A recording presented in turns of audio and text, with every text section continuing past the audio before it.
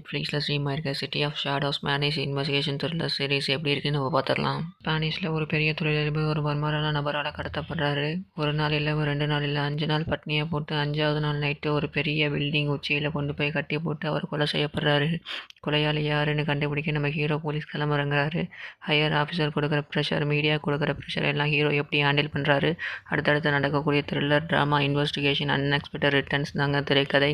கடைசியில் கொலையார் அரெஸ்ட் பண்ணாங்களா இல்லையா, இதுதான் அந்த சீரீஸோட ஒன்லைன் ஸ்டோரி. எனக்கு இந்த சீரீஸ் ரொம்பவே பிடிச்சது. இந்த சீரீஸில் அப்பப்போ ப்ரெசண்டில் இருக்க ஒரு லொக்கேஷனை 15லேருந்து 20 வருஷத்துக்கு முன்னாடி எப்படி இருந்தது நிறைய சீன்ஸில் பேரலாக காட்டுவாங்க.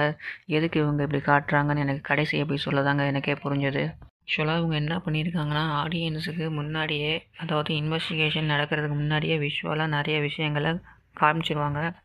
அதெல்லாம் ஒரு சஸ்பென்ஸாக ரிவீல் பண்ணுற மாதிரியே ரொம்ப சூப்பராகவே இருந்தது. ரைட்டிங்கும் ஸ்க்ரீன் பிளேயும் இப்படி ஒரு மெத்தடில் ட்ரை பண்ணது ரொம்பவே ஒர்க் ஆச்சு. எனக்கு இந்த சீரிஸ் ஃபுல்லாகவே எங்கேஜிங்காகவும் சூப்பராகவும் இருந்தது.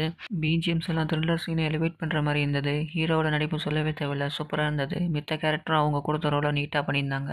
இந்த சீரீஸில் 18+ சீன்ஸ்லாம் இல்லை, பட் பேட் வேர்ட்ஸும் வைலன்ஸும் இருக்கும். ஒன் டைம் ட்ரை பண்ணி பாருங்கள், மிஸ் பண்ணாதீங்க. ஒரு தரமான வெப் சீரிஸ் இது. நான் சொன்ன இன்ஃபர்மேஷன் உங்களுக்கு ஓகேவா இருந்தால் ஷேர் பண்ணி சப்ஸ்கிரைப் பண்ணுங்கள்.